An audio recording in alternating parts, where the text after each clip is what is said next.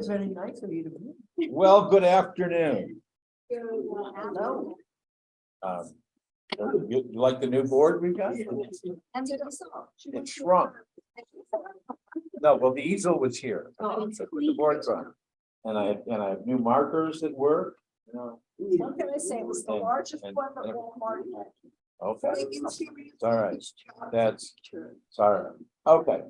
So we're still in our life cycle discussion that was gonna take only about an hour and 10 minutes, and now we're like the third day, but that's okay.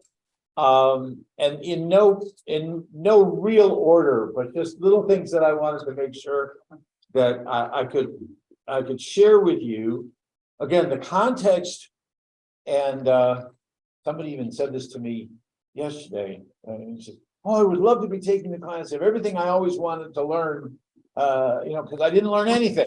Okay, well, so you're here, but my point is that there's a lot about understanding our Jewish background and our Jewish identities. There's a lot that we haven't really considered as adults. We were introduced to them when we were kids, and the stories were presented, or the explanations were presented intentionally on a juvenile kind of elementary level, or even a level where we were not allowed to, or maybe better, we were discouraged from questioning or trying to put it into a decent and meaningful context. So if some of the things that I'm sharing with you will help you in your identities as adults, and that makes sense, or now I know why I never really wanted that to be part of my Jewish life, that's fine also. So okay.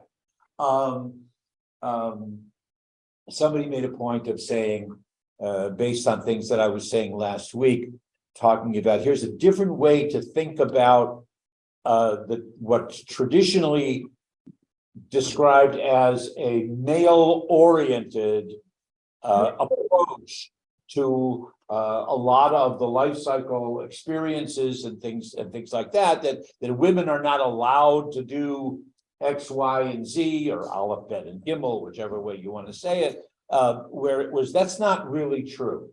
It's not that women are not allowed to, it's that women are exempted from. And there's a big difference there.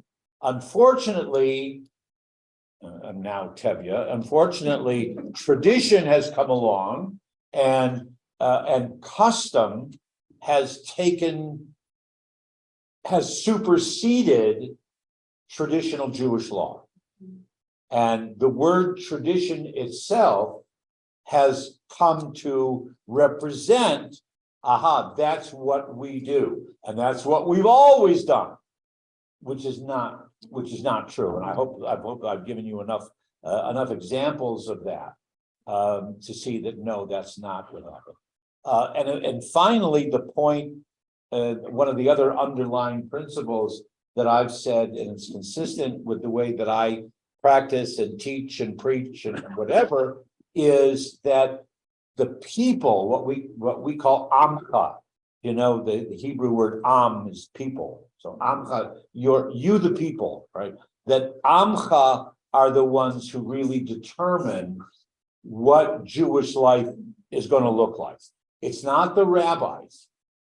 It's not the sages. The sages, the rabbis have given us guidelines and insights, perspective based on years, centuries of experience, as well as the guidelines that form the parameters of the mitzvot, of the commandments, and of the traditions of the way that we, used to do things and whatever. But each generation kind of gives us the input and says, this is not working for us anymore.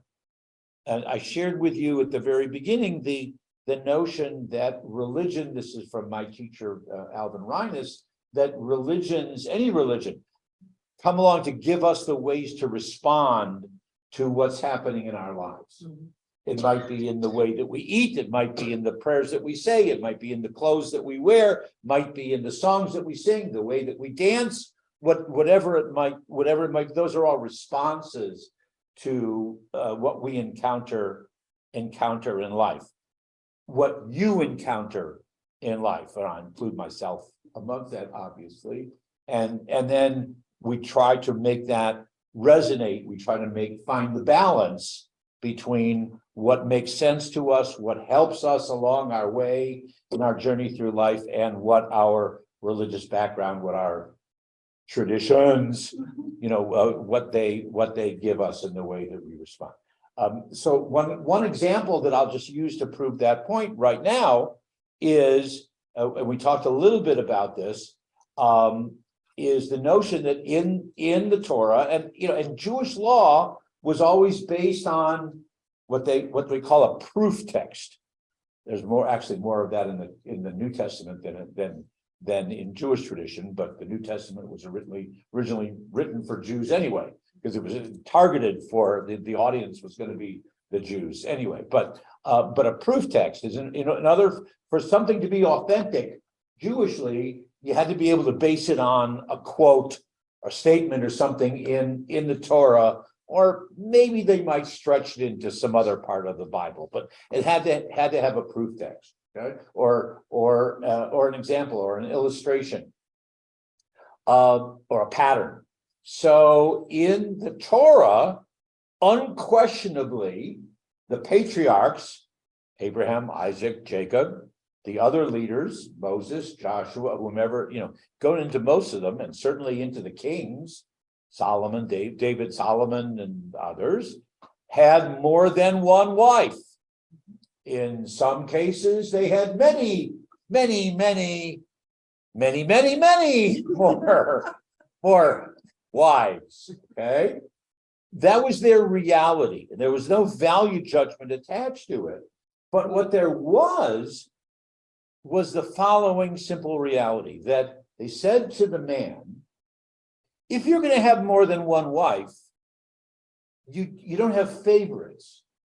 Okay, every wife has to have the same benefits as every other wife. Now, don't ask me how Solomon with 1,000, we can't go there. But so the question was asked, technically, if you have more than one wife, you making sure that she is fed, she is sheltered, important one here, she is dressed, all right, as well as every other wife, and that she is entitled to the same amount of sexual pleasure as all the other wives also. Now, however we want to work with that, but there's a statement there. There's a recognition that goes along with it. So if that was the pattern, and it was okay for Abraham, it was okay for Jacob, then it certainly should be okay for us, right? If there are role models, then it certainly should be okay for us.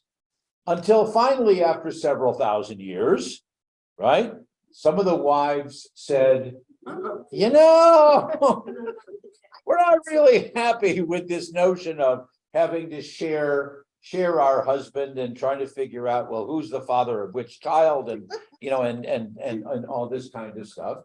So as of approximately the year 1000 of the Common Era, Rabbi Gershom I forget if it's Spain or France, Rabbi Gershom issues what's called a takana. Remember the word tikkun, like from tikkun olam, or that way of perfecting or redeeming the world. So a takana is an established principle that no more polygamy, at least for the next 1,000 years.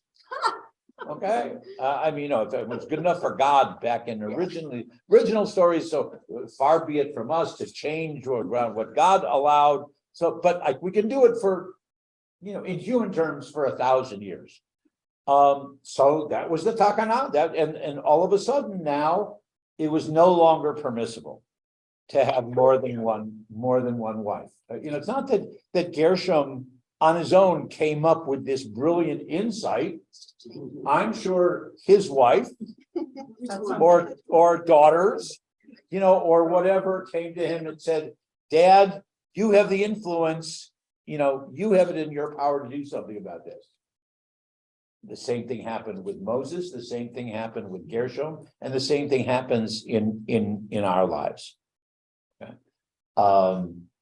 So that's something to that we need to always kind of recommend or realize that in the Torah or in the Talmud or in whichever body or code of Jewish law we want to use, there's a recognition that the voice of the people, and the Hebrew phrase is going to sound familiar to some of you. The Hebrew phrase is Kol Ami, the voice of my people. The voice of my people is as important, as vital as the voice of God. Okay, when it comes to understanding Jewish law and Jewish practice. And as early as the 1500s, when the Shulchan Aruch, which is the traditional body of Jewish law, the code of Jewish law that was written, and everything is categorized into 4 volumes, right? That every Jewish home, this is right around the same time as Gutenberg. So every Jewish home should have a Shulchan Aruch, should have a code of Jewish law. So you don't necessarily need to go to the rabbi if you have a question of what are we supposed to do with such and such a time or when such and such happens. You can go to your own bookshelf. And the introduction, I love this reality. The introduction to Joseph Cairo's, and he's Sephardic incidentally, the Joseph Cairo is before he invented syrup. Pause, wait for the joke. Okay, all right. But Joseph Cairo, in the introduction to the Shulchan Aruch, says this is for the men and women of the Jewish world to be able to observe with more knowledge and more understanding of what Jewish homes should look like, what religious practice should look like. In other words, what is that? What's the implication? The implication is that Jewish women could read. Okay, Jewish women were literate. Pardon me? I was going to ask you in history about when women's literacy started. Well, we don't know for sure when it started. We do know we have they're called don't think of hummus and tahina, okay? They're called tachinas in Yiddish, okay? They're literally like petitions, okay? Poems and prayers that women wrote. We have some of them from as early as the 9th century. So that we know, but whether those are extraordinary, exceptional, Yeah. I mean, they're, We get this little sliver of history. yeah, exactly. We make lots of it. Exactly, Yeah. exactly. So, okay, so here's another example, if you will. And I'm jumping to, I don't know how to keep all of this in the right order. I found something that I, every time I prepare for an opportunity like this, and that's what I call it. There's a very famous phrase in rabbinic literature. I've learned a lot from my teachers, right?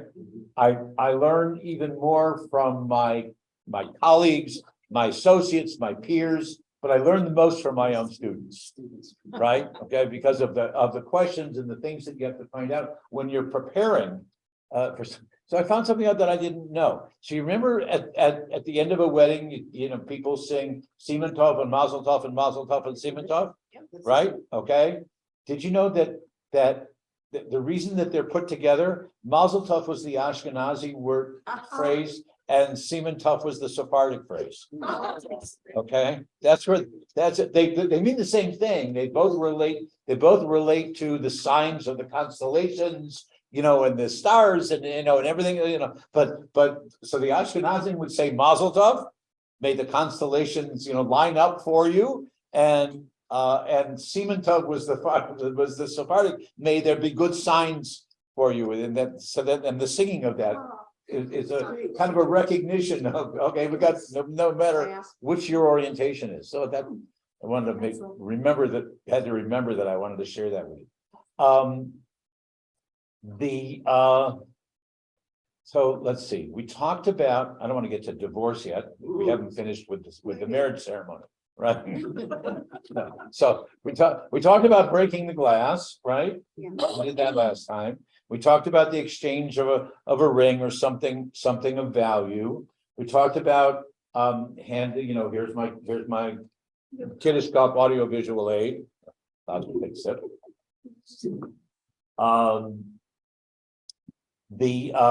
What's yichud? Everybody remember what yichud is? Well, what's the Hebrew word yachad? Like hine ma tovu manayim shevet achim gam yachad. What's yachad? No. Okay, I'll change it a little bit. What's echad? One. Okay. Echad is one, yachad is together. Okay, hine ma tov is how good it is when brothers can just sit together, whatever. Okay, so yichud is the actual and it's not defined anything any more than just a moment. Okay, it's not like it has to be at least 3 minutes or something like that. It's just a moment of privacy for bride and groom. Okay, after the ceremony. Okay. There are all these legends and there's all these stories about that's when the marriage was to be consummated, and that's when the groom could actually determine that his bride, the bride that the father-in-law promised was a virgin. That's how he would find out that she was a virgin and bring out the sheet, the sheet with the blood stains on it and all of that. Those are all stories. That's not necessarily the description in the religious literature.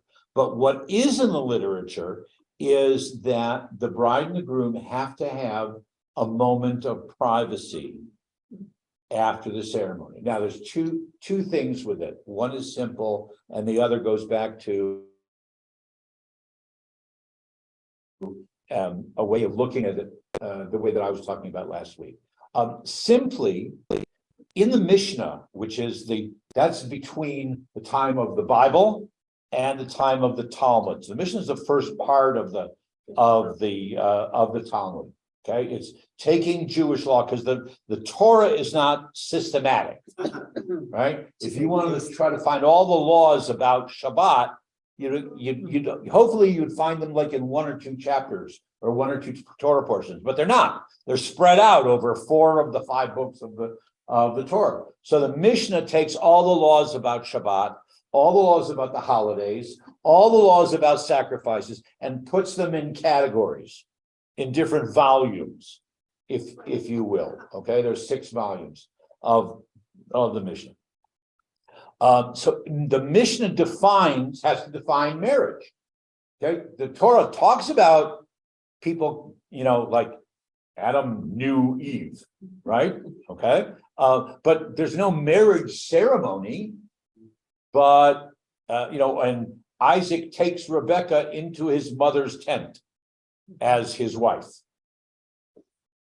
Okay, what does that say about what was there a ceremony? Did somebody say you're married? I now pronounce you. What is it? What is it? So the Mishnah defines the marriage, which can be based on a legal contract between the two fathers, the two families, if you will, an alliance. The ketubah still has some remnants of that.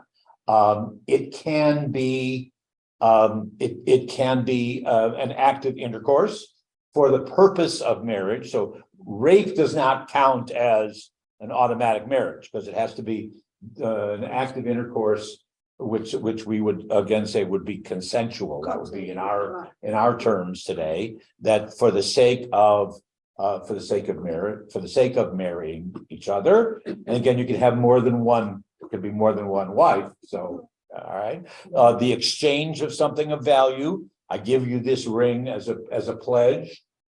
Yeah. All right, something you can have that. All right. So the Mishnah identifies those like 4 or 5 different ways that someone could be considered married. I think I said something, if not last week, then the week before, about there's also this underlying principle of Jewish law called presumption, right? Okay, all right. So they're under the chuppah.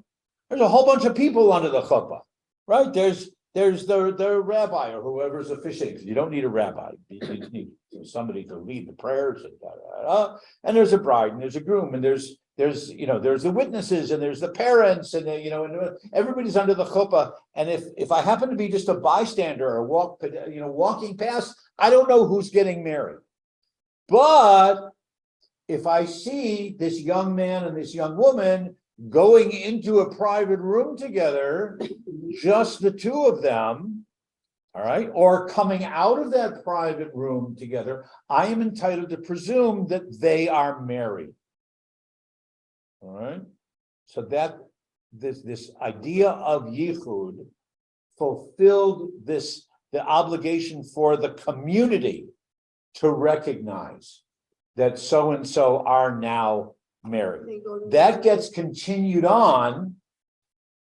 Some of you will remember this either from your own wedding or from your children's wedding or whatever.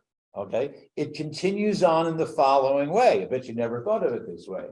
Okay, the disc jockey or the band leader or whomever, after everybody else has gone and there's the ceremony, then you have your cocktails, your hors d'oeuvres. The bride and groom are left alone. And everybody else goes in, sits down at the banquet, right? And then the band leader stands up and says, "Ladies and gentlemen, join me in welcoming for the first time, Mr. and Mrs. or Dr. and Mrs. or Mr. and Dr. whatever it is." And that comes from acknowledging this thing from Jewish law. Okay, because they've had everybody else went into the dining room, into the banquet room, bride and groom are left alone. They've had that moment of privacy of yichud, and now it's not the rabbi anymore, although it could be, but it's now the band leader. But somebody is saying on behalf of the community, and now we acknowledge and we can actually welcome them officially as Mr. and Mrs., Mr. and Dr., whatever, Doctor and Doctor, Rabbi and Rabbi, Rabbi and Cantor, Cantor and Rabbi, whatever. So that's where that tradition, that pattern came from. However, I would remind you, this is part 2. I would remind you what I was saying last week. Bride and groom hardly knew each other. Right? Okay.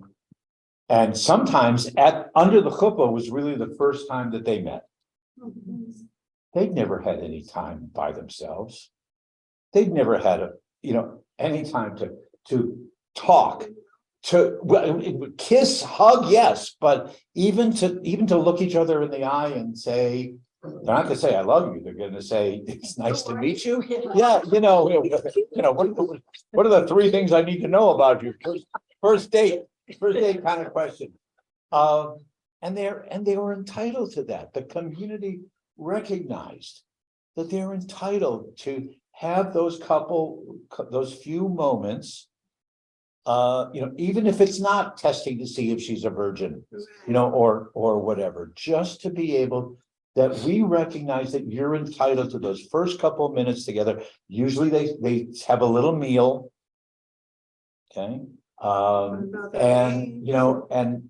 and it, you know, and hey, we're married, you know, hey, and really to think about it, and to be able to celebrate the two of them on their own before they come out to face everybody else. So that I wanted to share though that insight kind of with you also. What is Um, the first argument to this thing? I'm sorry. To say, what is the first argument? Oh, what the first argument? Yeah, right. Okay. Yeah, right. The first argument is whether, you know, whether I have to put up my dress, whether keep my shoes on, not keep my shoes on. Lahavdil, as we say, and the opposite is that Judaism has always been understanding of the need for divorce. Doesn't encourage divorce, but it always provided a mechanism, a procedure for divorce. At times, the very, very strict recognition of what the what's the word that I'm looking for? What the conditions were. You know, they jokingly say, well, he didn't like her meatloaf. You know, in some communities, I'm sure that the right groom or the right man's position in the community, you know, in his position of influence and whatever, and that could have been all that he needed to say, was that I don't like her meatloaf, or something else I don't like her perfume, or, you know, whatever, or she hasn't provided me with male heirs, or whatever it might have been. But even at the same time that it still was possible to have more than one wife, they did allow, again, not encourage, but they did allow and have the mechanism by which there could be a divorce. The difficulty is that the phrasing from the Torah is that the man gives the woman a bill of divorcement. It's called a get, G-E-T. That was easy to get. Yeah, right. You know, can you get a get? So they're kind of bound. Orthodox law and traditional law is bound by that the man has to give the divorce to the woman. So could she file for divorce in a sense, only in the sense that she could convince the elders of the community, the leaders of the community, to persuade him to give her the divorce. In some communities, it was, I don't want to say it was easy, but it was more compassionately and mercifully done. In many other communities, it was not, frankly, you know, and we have lots of stories and lots of examples of the way that went.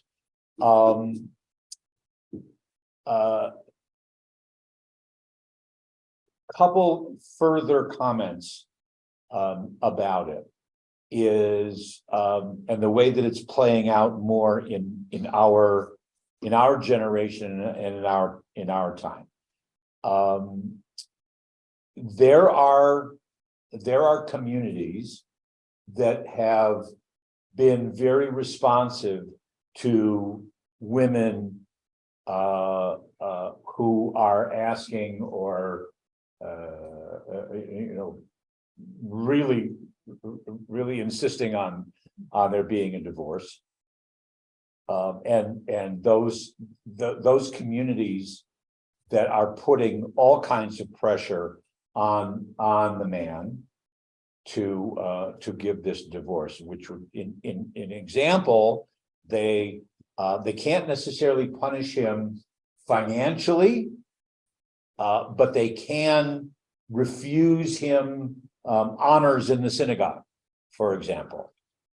Okay, they can publish his name in the temple bulletin. Wow. Okay. They can, and of course, obviously, if he doesn't give her divorce, then he's still married. So if he wanted to get, have a second marriage, then no rabbi is going to officiate or going to allow that to happen.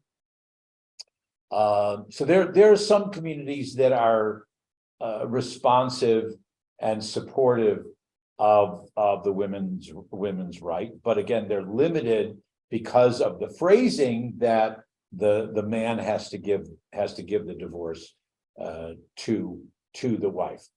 When that does happen, couple things happen. When that does happen, a couple conditions come into play. One is that she cannot remarry for a period, depending on which community or which book you're reading, of up to 3 months. She cannot remarry for a certain period of time. Guessing why? Find out if she's pregnant. Exactly. Right. Find out if she's pregnant so that we would know paternity, who the father would be. Okay.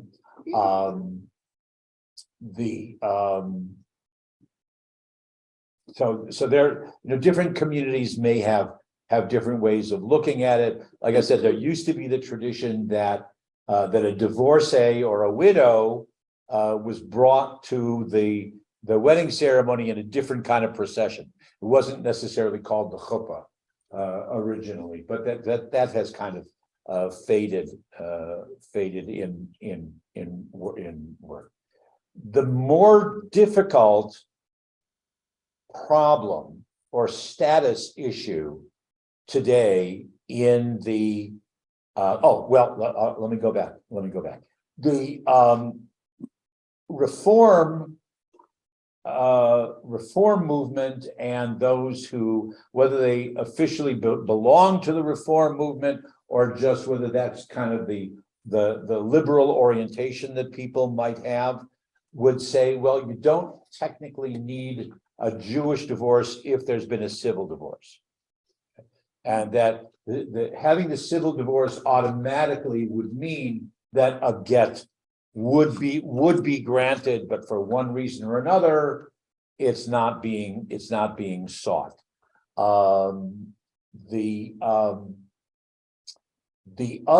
flip side of that is that in traditional community where a woman comes and says, my husband, he's agreed, or there's been a forcible divorce in the civil court. Now it doesn't make sense for there not to be the religious divorce. Okay.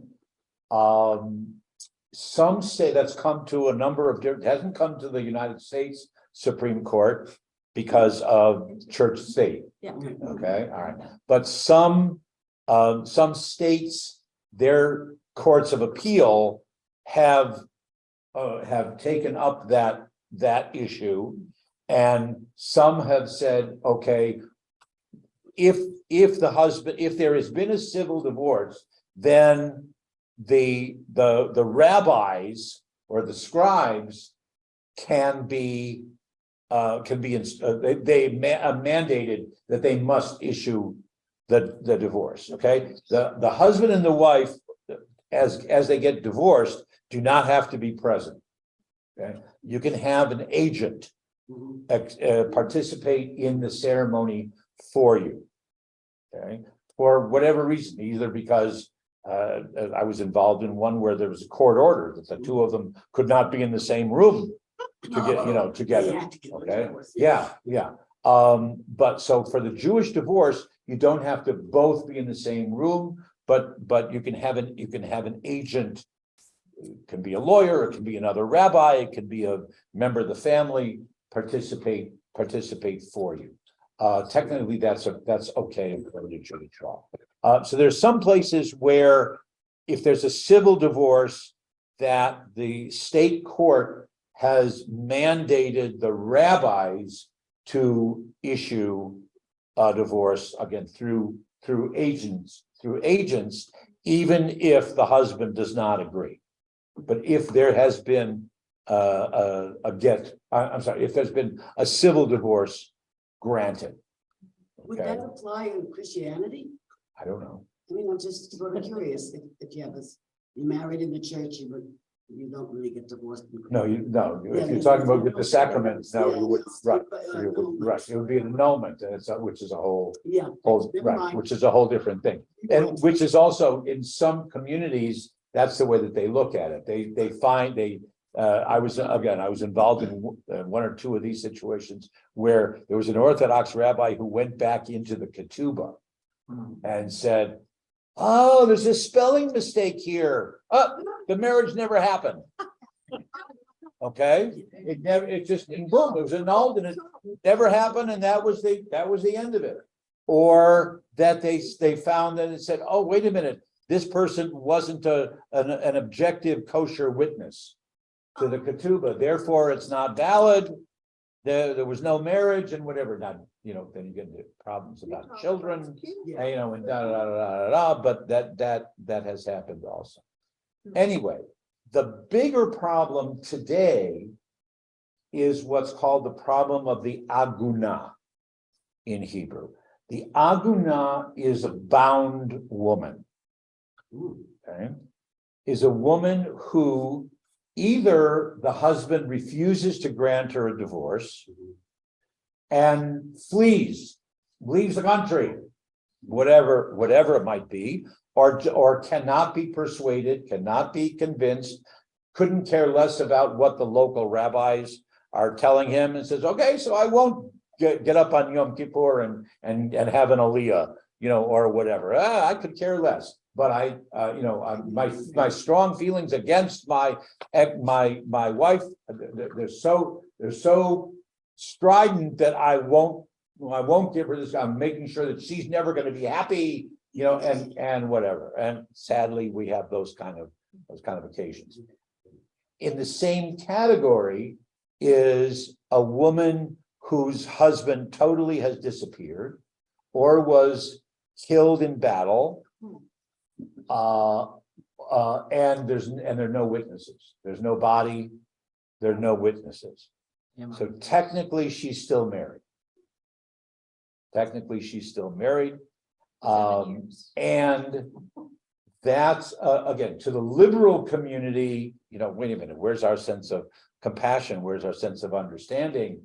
For her sake, for children's sake, whatever, they need to be able to move on. Closure, however you want to describe it. But in the Orthodox community, they're bound into this. I mean, this is how she can't remarry. She can't move on unless we have A body. a body, if he's dead, or if he has given her a get. It just, that's the only way. So fortunately, as unfortunate as that is, fortunately, some of the leading scholars in Orthodox Jewish law are working on that issue. Okay, there have been all kinds of articles, what we call teshuvah, what we call responsa, and testing it out, and one person comes up with an idea, and well, if we reinterpret this particular passage in the Torah or something in the, what about this particular case, this particular example, can we modify that and whatever? The good news is that they're working on it. There's a recognition that this is, like I said, this is coming from the real world. Okay, coming from the real world. And even the Orthodox in 2023 are realizing that they have to find an answer. Just like Gershom found an answer about polygamy, they're going to have to find an answer somehow to dealing with these women, of which there are thousands all over the world, okay, who are they're bound. It's almost like in a mental imprisonment. So So God willing, in our lifetimes, we may see some kind of a recognition. In Israel is a whole different story. Because you don't have the separation of church and state or synagogue and state. So the civil courts have already stepped in with a way of dealing with it. Now they're just waiting for the rabbinic courts. But the majority of at least the moderate Orthodox world, recognizing that this is something that we really need to find an answer to. That's the good news. Yeah, Chris. I am about one step behind here, but I was just wondering, how is the homosexual situation fits into the Orthodox lifestyle? Sorry, I had to open a can, but I'm curious. Well, I can't really speak for the Orthodox. Okay, I can speak about the Orthodox. okay. Is that a decent distinction? Okay. Okay. There are, see, what's the best way to approach it? There are really two issues for them.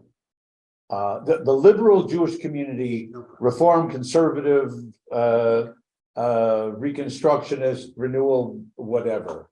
It is very, very sensitive, supportive, understanding, recognizing that gender roles continue to change and be redefined, and comfort levels and acceptance and all that, maybe slowly, but is coming along.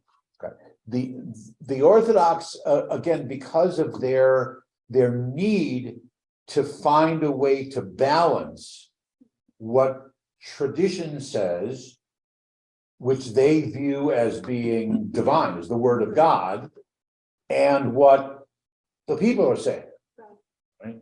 So they have to try to find the balance. I mean, there are gay Orthodox rabbis who are coming out and writing articles and and standing up in their synagogues and saying, you need to accept me. Okay.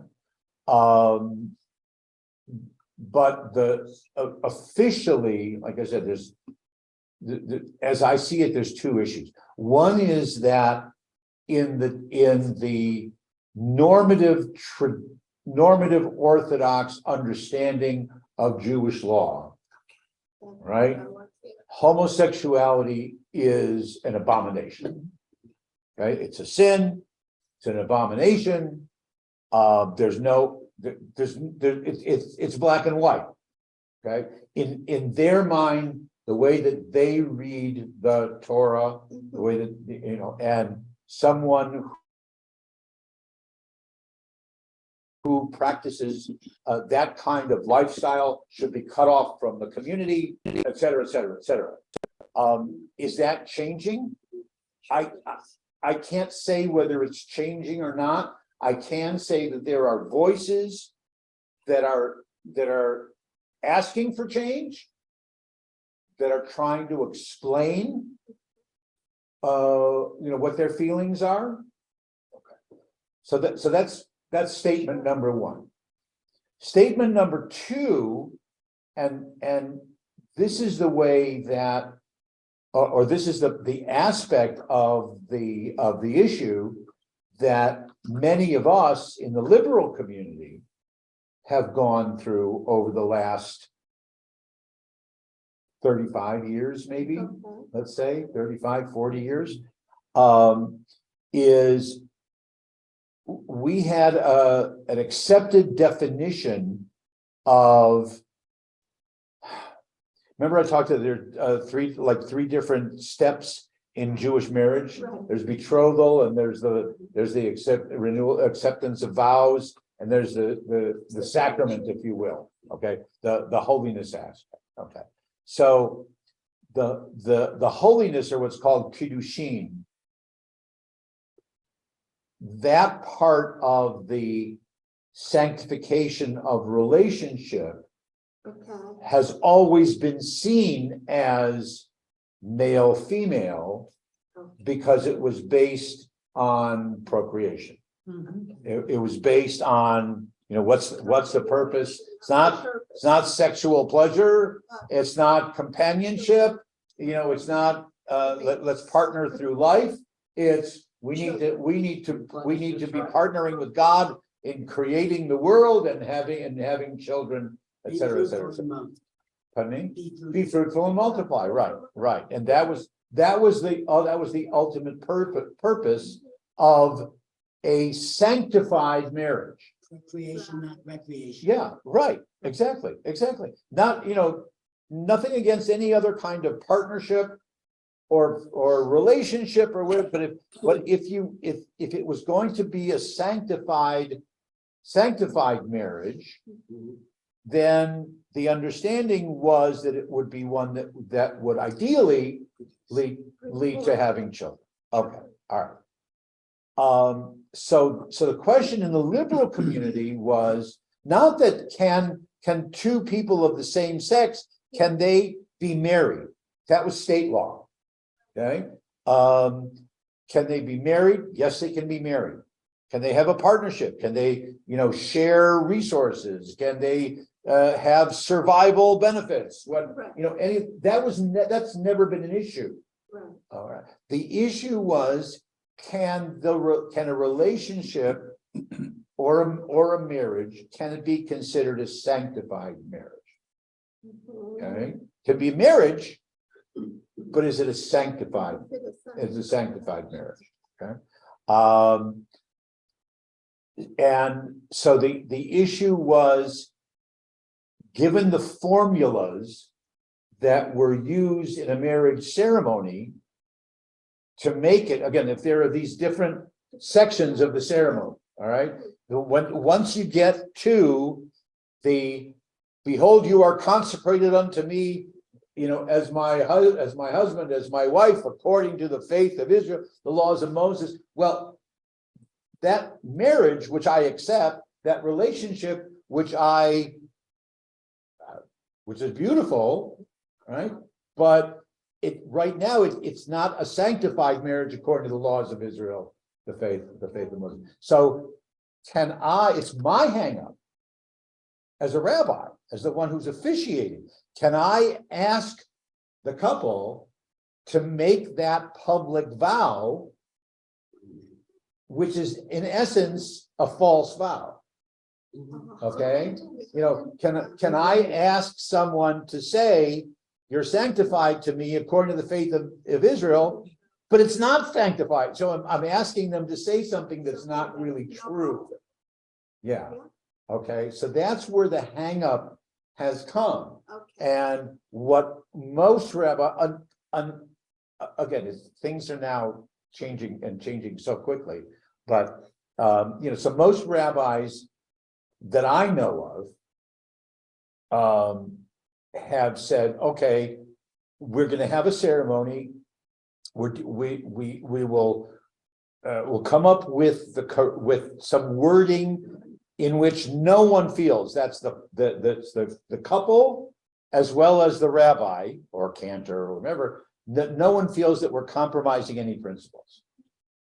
Okay, that we'll come up with wording that not only makes sense, but is meaningful and adds, that reflects the relationship and reflects the partnership and reflects the promises that you're making. We just have to avoid, like I said, my hang up, avoid that word sanctified or holiness for the time being. Okay, if such and such, and we went through this back in the 1970s with the question of marriage between a Jew and a non-Jew. Right. All right, and and some rabbis said, oh, okay, I'm comfortable in using that phrase, and others says, no, I'm not comfortable in using that phrase. And so a couple had to say, oh, okay, well, I'll go to Rabbi X for my wedding as opposed to Rabbi Y, and whatever. Yeah, Joe, please. I need to stop. I need to take a breath. Yeah, take a breath. So an Orthodox couple that get married, after menopause, they're no longer intimate? No, that's not necessarily the case Or a because widow wanting to marry in their post-menopause. Still try. because Right, but then it's not, right, exactly. That's what no, I'm the ultimate purpose of the holiness of the marriage is procreation. Okay, After but- you procreate, then you can do whatever you want. well, in addition to, not just after, well, in addition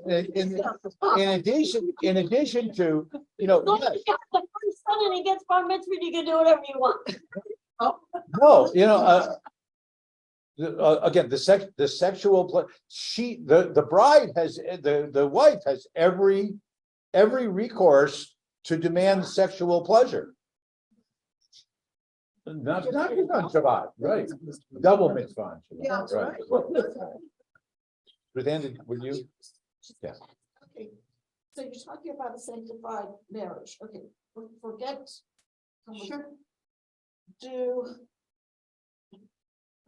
In this day and age, as far as you know, would the Orthodox consider a marriage by a conservative reform, reconstructionist, whatever, okay, anyway, would that be considered in need of a get? We discussed this. We discussed it. No, this. technically, no. Okay. Well, qualified, okay? Because if the couple were arguing it, okay? Who the rabbi isn't the issue. Okay, it's did the ceremony, the ritual, you know, take place in a quote unquote in a kosher fashion, okay, and are the witnesses quote unquote kosher witnesses?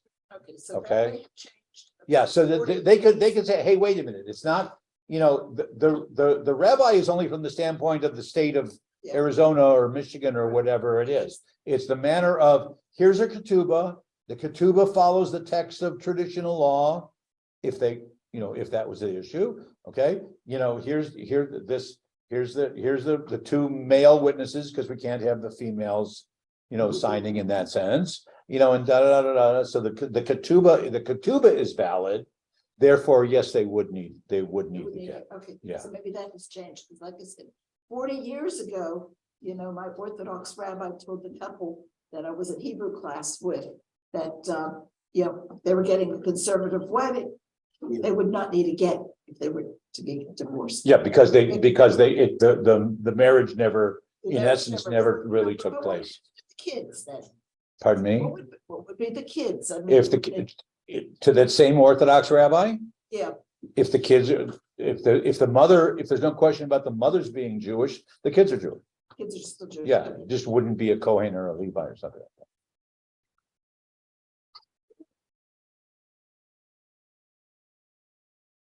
States. Can you speak up, A please? long time ago, the Talmud has the law written out, but surely rabbis have sort of made a definite list of women abuse or husband cheating. You know, have they not sort of listed all these as criteria to consider divorce? Isn't it been written down like it would be in the Mishnah or something of long ago? Yes and no. It's written down absolutely, but in various places, rather than only in one, you know, one particular journal. These days, it's called, you know, Rabbi Google, right? Okay, you know, Bar Ilan University in Tel Aviv has an amazing collection of all of the sacred texts, the responsa literature, the questions and answers, all of that. And, you know, and if you went onto their search engine and said, okay, you know, what are the different conditions or restrictions, whatever, for, you know, for what allowing a divorce, not allowing a divorce, then, you know, it would spit it out to you. There's an American source now, and I say this with great pride. There's an American source now called Safaria. You know, the Hebrew word Sefer. Sefer was a book. Okay, so Safaria, which really is, it means library. But Safaria has been not only collecting all of the same kind of information, but also collecting it and making it available in translation. And I say that great pride because my rabbinic thesis on the marriage ceremony is now part of their collection. So yes, it's available, but not like one particular book that would list, that I'm aware of, that would list all those kinds of things. You know, Orthodox, not so Orthodox, the conservatives and Reform all come together, review what they have and say. Yeah, that ain't gonna happen, as we say. That unfortunately, that ain't gonna happen. Yeah. Oversimplification. Okay, I'm talking Orthodox, because that's all I know. Okay, the ketubah is the husband's promises to the wife. I made no promises to Sid. There's nothing in the ketubah. I did nothing. Okay. Right. It's his promises to me. I was given to the ketubah under the chuppah. Yeah, Okay. the ketubah is like, It's like a contract. it's a kind of, it's your copy of the contract, Okay. right? The You get- keep, the bride keeps the ketubah, Right, the Right. get is basically the husband saying that the ketubah is now null and void. right? Right.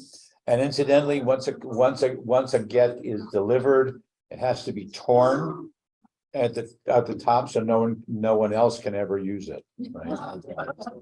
Right, something like that, yeah. Let me see. Go back to the notes over here that we talked Yitzchak, we talked Mazel Tov, Siman Tov. We got that, protecting the women, again, Aguna, we talked about, okay, and there are, we may be able to move on past marriage. There are certain periods of time during the year when traditionally you don't get married. Right, all right, and again, this is traditional,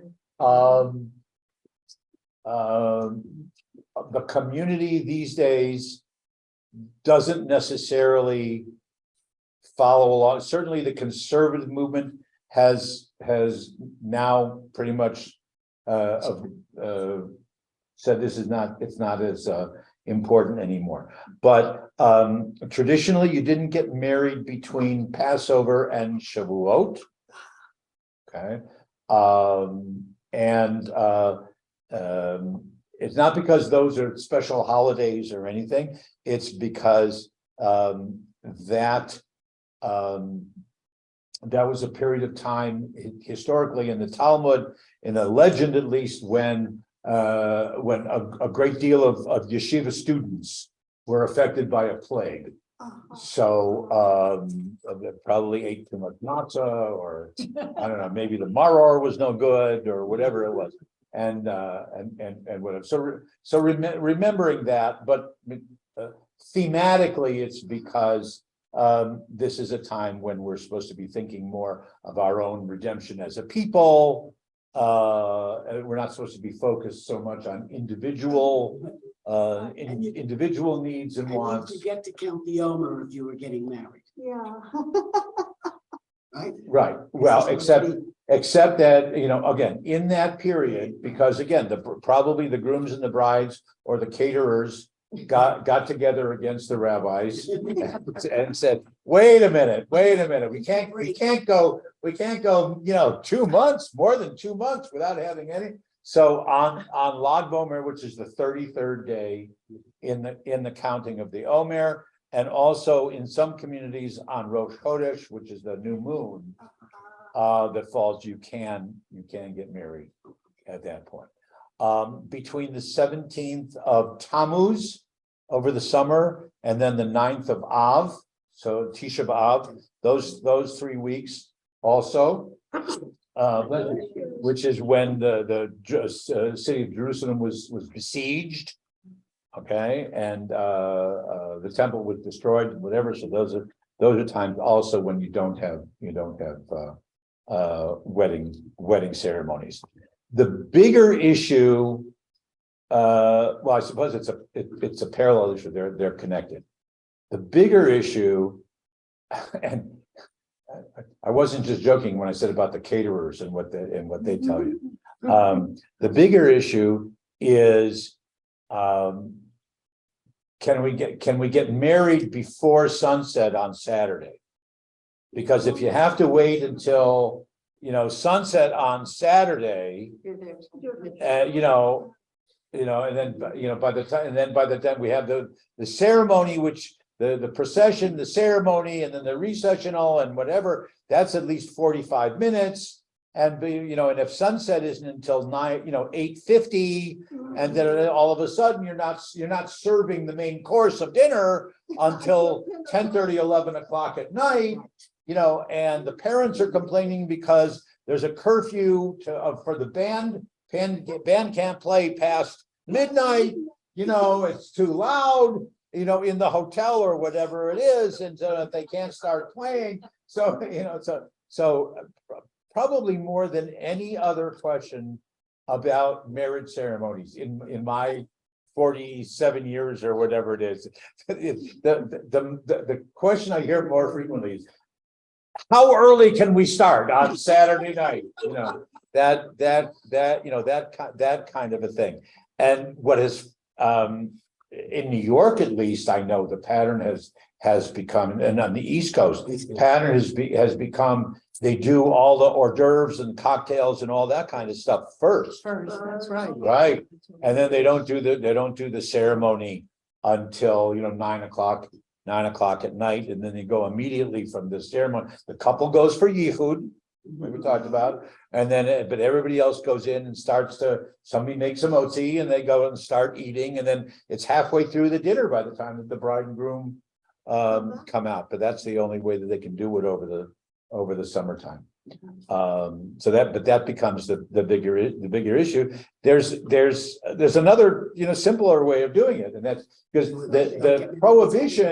the prohibition is not against the marriage ceremony. The prohibition is against signing the ketubah, because that's the work. The rest of it is the celebration. But that's what you work, and you can't really sign or do anything like that. So we do that on Friday. Do that the day before, gather the witnesses, whatever, sign the licenses, sign the ketubah and whatever, and then then we start Havdalah, and we even do Havdalah under the chuppah, that way. Yeah. The one Friday, when it becomes a legal document. That fulfills the state requirements, right? And then go from there. So, okay. All right. And any other questions with marriage ceremony, divorce, whatever? We could go on for weeks. Just a quick thing that I've wondered about. I was taught, I think, that reform. But Leo Beck Temple was totally different than every place else. But anyway,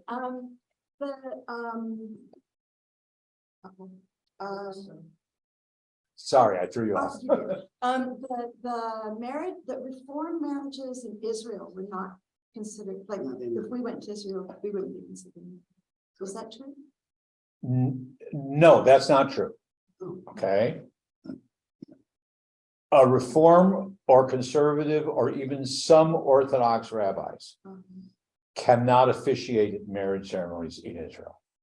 Okay. Cannot. Now, this is that's a whole other issue. We can get into it. And I'm glad to get into it because it's a major problem.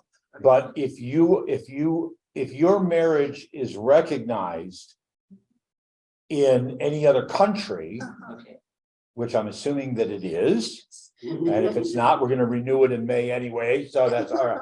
But okay, yeah, but so if your marriage is recognized by any other country according to international law, then Israel, the government of Israel, The Marriage License Bureau, the Marriage Registry, that's a better translation.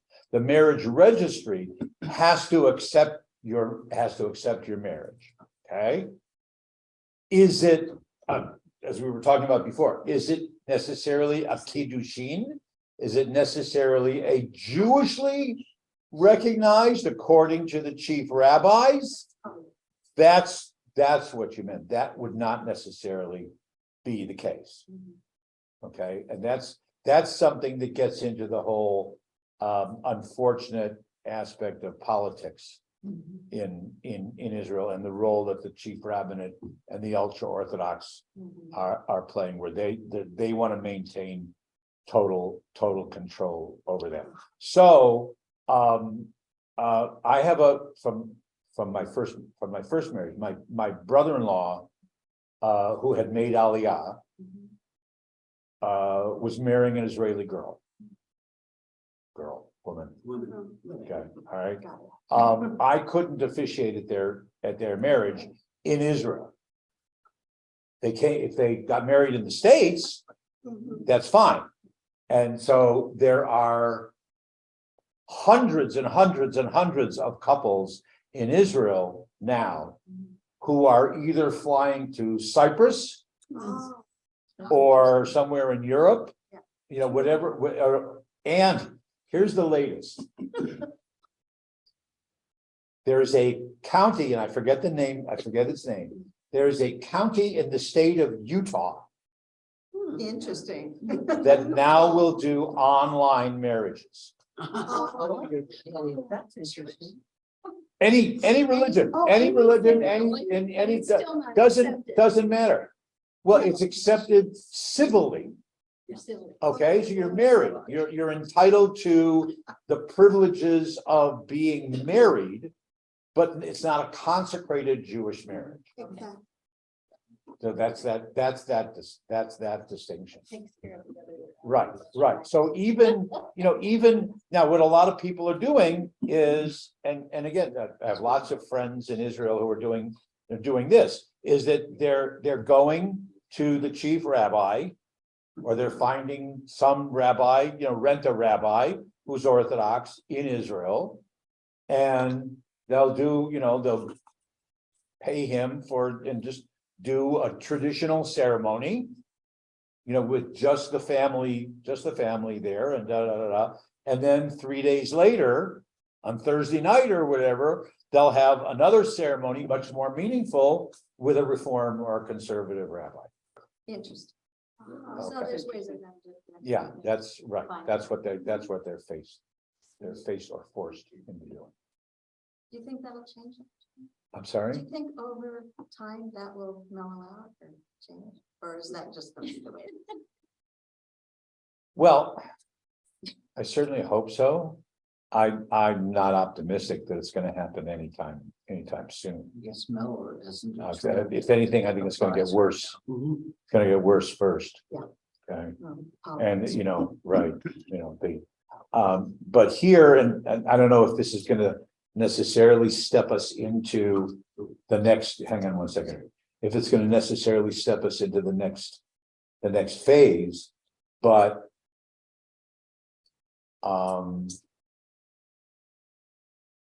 there are communities.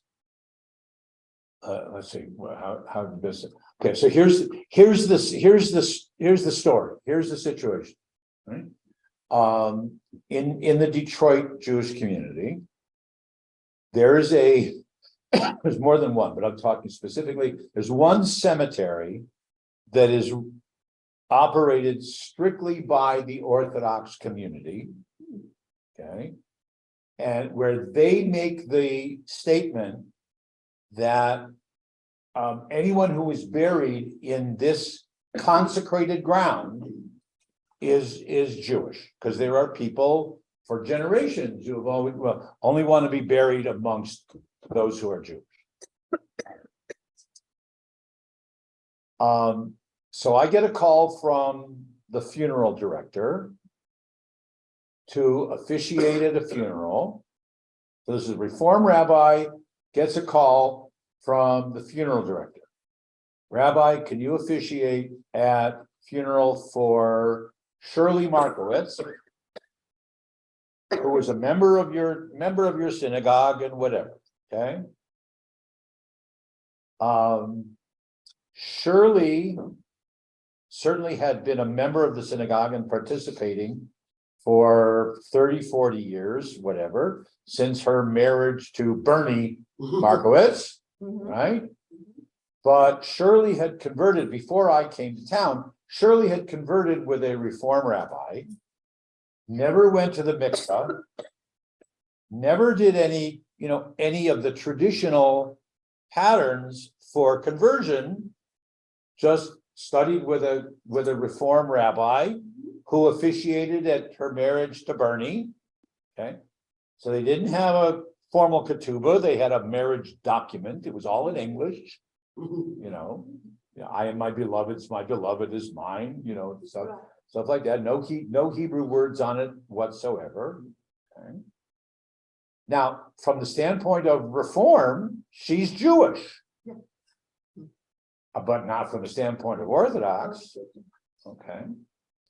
She wants to be buried, the family wants her buried at this very traditional, because that's where all of Bernie's family is, and da. So the question is, am I obligated to tell the funeral director that, well, Shirley's not Jewish, according to their guidelines?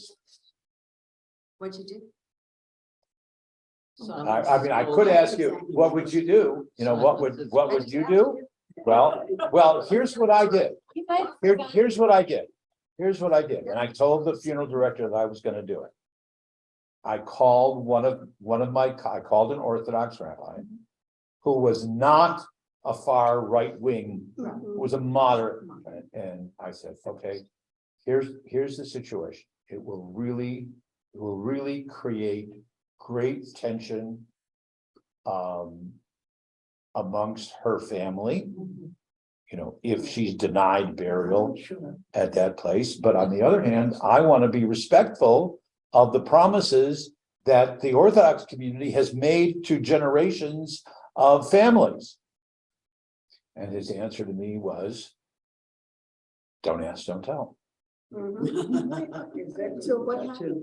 So she's buried in the Orthodox cemetery because, well, not because, but recognizing that a significant percentage of the Jewish community, and this Orthodox rabbi was willing to say that, a significant percentage of the Jewish community saw her as Jewish. She lived 40 years in a Jewish lifestyle, and that's good enough for him. Is it good enough for everybody? No. But so there are those Orthodox rabbis who are saying that. Okay, so that's the situation. Yeah, Yes, I sir. was gonna ask, actually kind of leading off of would your marriage be recognized in Israel? I converted in a conservative synagogue. I did do a mikvah, I did have a bet din, I do have it in Hebrew, that I was converted. Would I not, I wouldn't be able to get married in Israel if I moved there to an Orthodox person. No, Right, I'm not a Jew. no, most likely not. And they would say, but it's not your fault. It's because the conservative rabbi misled you into thinking Oh, shame on you. that your conversion was official. It's not your fault. We're not holding it against you. It's because the conservative or the Reform rabbi misled you. Because we did all of the, the full mikvah, and everything as if. And as if, yes, but were all the rabbis involved, were they all totally observant? Were they all Shomer Shabbos? Did they all keep kosher? Were they all recognized by the chief rabbi, the official kosher list in Jerusalem? The likelihood is not. Recognized in Scarsdale, no. Yeah, right. No, I know what you're talking about. Okay, that's right. That's about. Okay, yeah, it is a slightly different situation. a couple of friends of mine, who were gay. I mean, these women, were married. I don't know exactly, yeah, probably civilly. Anyway, Jewish, not Jewish, one of- Jewish, not Jewish. both Jewish, Okay, okay. And, so one of them died. And she left instructions that they were to be, she wanted to be buried somewhere in a Jewish cemetery. But she wanted to make sure her partner would be also accepted. Maybe she wasn't Jewish, maybe she wasn't. But that she could, and they must have found someplace, because I mean, I had moved away after that, but I mean, and before that, but that it was like they were calling around and calling around and calling around. I'm not even sure if they found any place in the Minneapolis-St. Paul area. I'm not sure which the question is. Is it because she was gay? Because That's- there's question about her Jewishness? Yeah, Which are you asking? well, I guess it's because I wasn't sure of the other, they were both named Vicky. But the one who was not my friend, I'm not sure if she was Jewish or if she was just Following. following Okay, it. all right. One was Orthodox, I know that. The I one knew. who was Jewish or had been Jewish was Orthodox. Right, Okay, and her family Now the was, partner- and everything, her partner, I don't know what, Is you the know, partner she the one was, that died? Is the no, partner- she is the one. The The Orthodox. Orthodox one, my friend is the one who died. okay, all right. Okay. So But I I can think only, I can only guess the following. Okay. That in an Orthodox oriented cemetery, they would say no. They would say, you know, we can probably find one grave here and then a sidewalk or a path, you know, and you can be on opposite sides Oh, that way, you know, and be close, but not right next to, but not in the absolute consecrated ground. That's probably what the Orthodox would say, Because. Okay. all right? But in a major Jewish community, Minneapolis, if that's what you're talking about, Yeah. okay? Detroit, Chicago, whatever. There are Jewish cemeteries where the non-Jewish spouse is allowed to be buried next to, Oh. okay? You know, but it's gotta be, So it they- has to be spousal. Has to be spousal or child. Or, you know, God forbid if it's a child also, but, that's allowed. So my guess is that that's probably okay. how it was See, I resolved. mean, I wasn't there, because I was someplace else. Okay, So I don't know what cemetery she ended up in. okay, all right, but that would be my guess, Uh-huh. is that there were options available in the larger So Jewish the community. Orthodox will be I'm gonna have to very find bad. out, because my very Irish grandfather, Jack Boyle, married Elsa, who was Jewish. Related to Father Boy? And when I looked it up, he's buried with her in a Jewish cemetery in Los Angeles, in a Yeah. very big. Yeah. So it's kind of interesting. Well, Bethel Memorial Park, where I probably did 400 burials Oh. in Detroit. Okay, allows the spouse, the non-Jewish spouse or child of like to be buried. Yeah. I'm pretty That sure was that interesting. everybody I in found LA that out. does. Because I know he didn't convert, so it's kind of like. Yeah, that's Place where probably. we have our plots. Yeah, Joe, please. What about Evergreen where Temple Emmanuel has land? That's not Orthodox. Anybody can be. No, buried that's there? not Orthodox, but I don't know exactly what their parameters are. Emmanuel has a section, and I think some of the other synagogues have sections there and then East Palms also, but I'm not sure what their limitations are. I honestly don't know.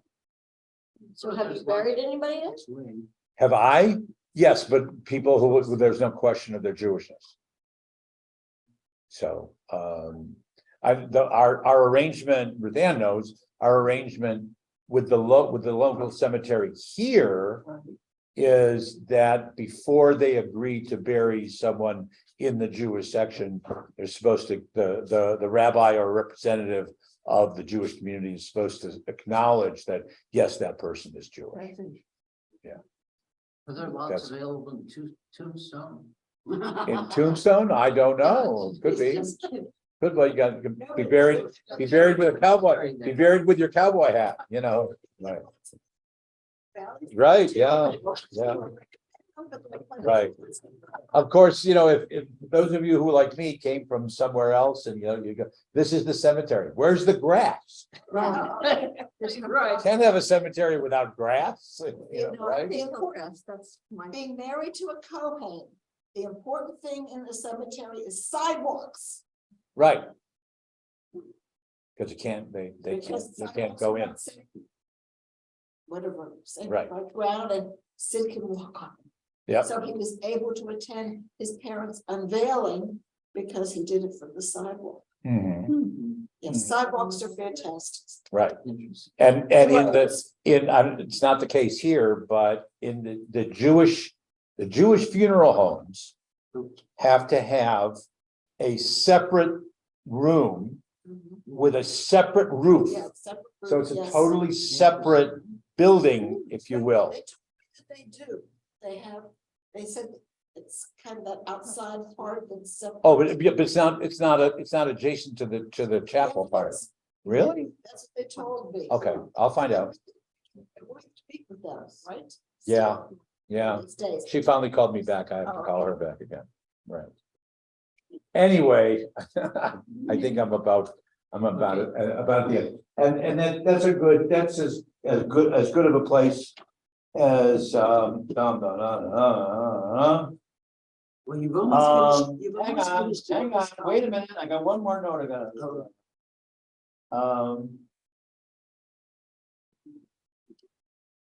Oh. The other reason for why there's no weddings between Passover and Shavuot is because it was a Roman, not Rabbi Roman, it was Roman, you know, like from Rome, okay? It was Roman custom for some reason, no weddings in the month of May. Is that why everybody gets married in June? Probably. Because they They couldn't get married in May, had, you know, they, you know, well, I don't know, but it's written down that there was no, so obviously the Jewish community wasn't allowed to have weddings at that time. So it just, which is what happens with a lot of our customs, is that they existed for some other reason, and then the rabbis and whatever came along and added a layer of explanation afterwards and says, it's because such and such. Okay. You're almost out of Okay. iced coffee, so the class has to be over soon. Next time I'll bring two. Okay, all right, I think we'll call it for today. We'll spend some time on death and mourning. And some of those customs, explaining some of the customs and the rituals and some of the things which are bubble mices, and some of the things again which are based on superstition, but it has come in to be this is a tradition and don't do it, or some reasons why such and such we do this or we don't do that. If I can give you some background on things like that. And then I really do want to spend some time on some text, looking at some of the stories from the literature, and then we'll see where we go from there. I have a question. Yes, ma'am, Aggie. If I know correctly, if you are cremated, you cannot be put in a Jewish cemetery. If you're cleaning. Okay, and my problem with this, I had no plan to be cremated, but because I did have a transplant, I have a little card that I gave my body up for science. Because nobody wants my part, but they can learn on it. And after whatever is remaining, they go and cremate it and give it my son. And he asked me, where do I want to put it? I said, throw it to the garbage, what do I care, I'm dead. I mean, as God, Garden. I don't think so that it can be placed in a Jewish cemetery. Many Jewish cemeteries now do have places For for the urns. remains Right. to be buried. Okay, No, we've done this one. we'll talk more about it next week. Okay, just Yeah. a quick question.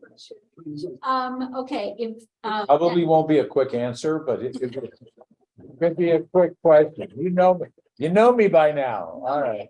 What I am considering, and I, I don't know exactly, Your husband is here, don't forget. I know. What I'm considering is donating my body to, medical school. Yeah, me. Okay, I did that, I did that. Oh, That's- all right. that's- okay, So because I figure I might as well be. remind me and we'll. We'll talk about that. Right. For me, that was the plan. Although I will tell you a quick story, true story. Okay. Just had this happen 6 weeks ago. A friend of mine from Michigan passed away in they were snowbirds in I could never convince them to come down here. They were snowbirds in Boca Raton in Florida. All right. He passed away there. He had donated was in his will and all the everything to donate his body to the medical school at Wayne State University in Detroit. He died in Boca Raton. Okay, all right. In order to fly a body, it has to be embalmed. Right. Once it's embalmed, the medical school cannot accept it for donation. Oi, what do? Rabbi? Now, they didn't call me because they called the rabbi in Florida, but okay, Rabbi, what do? He said, well, I know the vice president of the medical school at University of Miami. Would you There you consider go. donating the body right here in Miami? The family got together very quick and said, do you think Joe would agree to that? Sure. And they said, oh, absolutely. So his body was donated there. So it's just, it does happen, and little stories that come up with that. So, What okay. do they do with what do they do with the bodies? Do they bury them after that, or do they No, they- cremate? The remains. They cremate their own, right. I don't wanna know. That's cool. Yes, that's the. What would I- Okay, on that happy note, right? Bye, everybody.